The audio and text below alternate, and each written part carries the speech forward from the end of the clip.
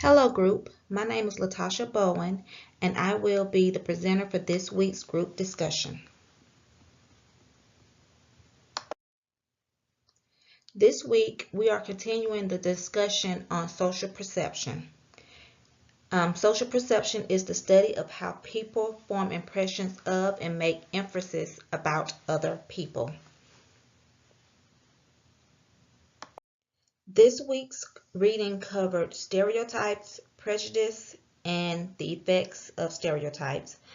One of the articles that we had to read was The Ironic Impact of Activists, Negative Stereotypes Reduce Social Change Influence, written by Bashir and others. The article discussed the need for social change in areas such as social equality. The article examined the possibility that individuals resist social change because they have negative stereotypes of activists. The participants that were involved in the study had negative stereotypes as activists, and it concluded that the results concluded that the stereotypes in a person's perception possesses more generally play a role in how they resist social change.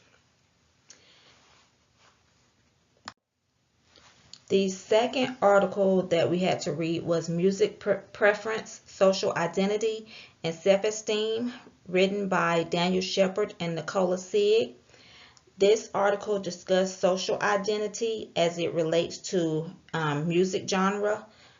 The objective of the study was to further examine the association between music preference and self-esteem and to apply social identity theory to the differences. The study measured university students using the Rosenberg self-esteem scale and employed confirmatory factor analysis to derive a representative model of the self-esteem data. The results provided both support and challenges for the social identity theory. We also read over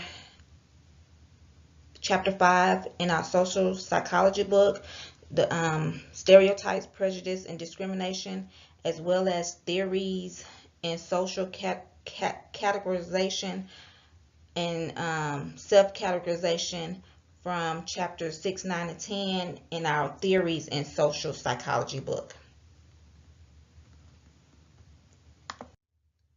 The first theme I will go over is stereotypes. Stereotypes is the beliefs or associations that link groups of people with certain traits or characteristics. It's an individual's perception of others.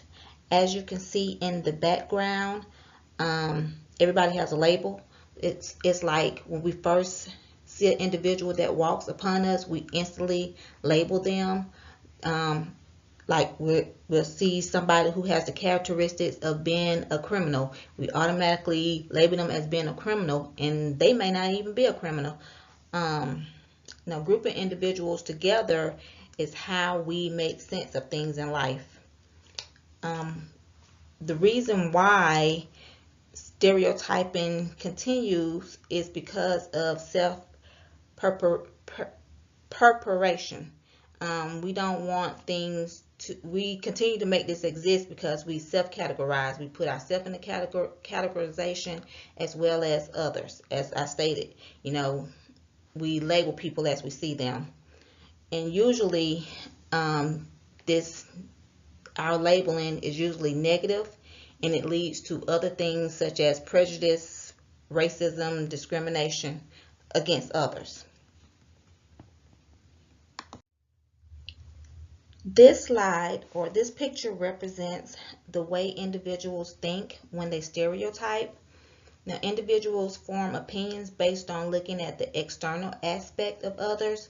When we first meet someone, we instantly start analyzing them. We're thinking, is he this? Is she that? Can he do this? Can she do that? We're constantly trying to figure them out and analyzing them as we meet an individual. The next thing we will discuss is prejudice. Prejudice is the negative feelings about others because of their connection to a social group. It's a me versus you or us versus them mentality, and it usually leads to racism, sexism, discrimination. Racism is a prejudice or discrimination based on a person's racial background or ethnic origin. That can be divided into two levels. The first level is the individual level, and that includes an individual being racist towards another individual. And that can be broken down even further into modern and aversive racism.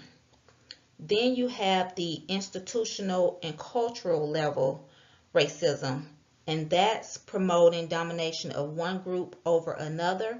An example of that would be only hiring individuals who are similar to those in the organization. So only hiring, if it's an organization with only black employees, then they're only going to hire other black employees, or white employees only hiring white employees. The next level, the next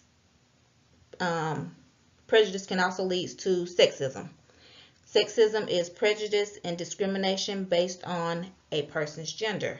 An example of that can be someone saying that a woman cannot run a business. And it's usually male over female, which is my next bullet. Institutional and cultural practices promote the domination of one gender over another, and again, typically men over female, over women. Also, music, media, and social categorization help to continue the gender prejudice. You see it every day in the media how they glorify one sex and not the other. All right, the effects of stereotypes and discrimination. Stereotypes and discrimination, they provide negative feedback that can, sometimes it protects one's overall self-esteem and academic performance, or it can hinder their academic performance. It makes individuals feel as if they have less personal control over their lives and thus feel worse about themselves. Also, individuals divide themselves into social groups. Again, when we first meet someone, we analyze them. So we're going to put them in a category. We put ourselves in a category, so we're comparing each other. It also reduces social change. If we don't get to know somebody from a different group, then we'll never change the social status, and we'll continue the stereotypes.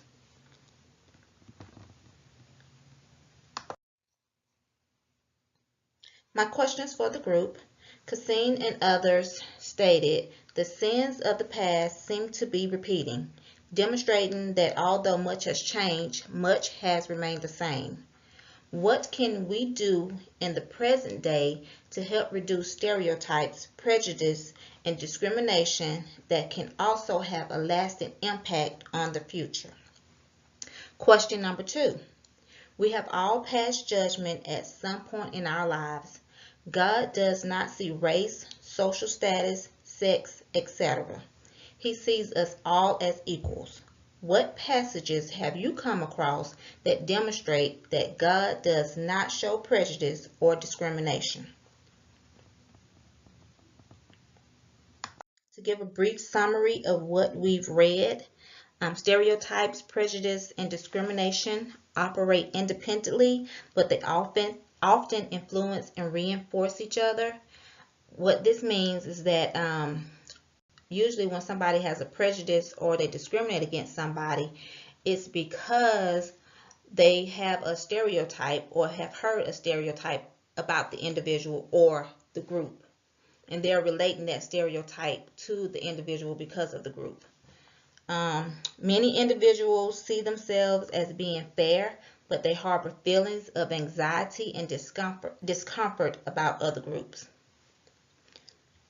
Media and society perpetuate stereotypes, which in turn reduces the social change. lately we've seen this a lot in the news, especially with the border wall and immigration. Because of everything that's going on in the media, that social change that we thought we were growing towards changing, it's like it's taking a back step. Stereotypes can be reduced with more intergroup contact. So if we communicate more with each other, get to know each other more, then we can reduce the amount of stereotypes that are out.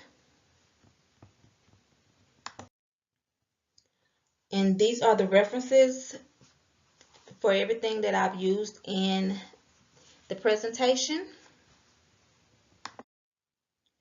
If you have any questions, I can be reached by email at lbowen, BOWEN 6 @liberty.edu.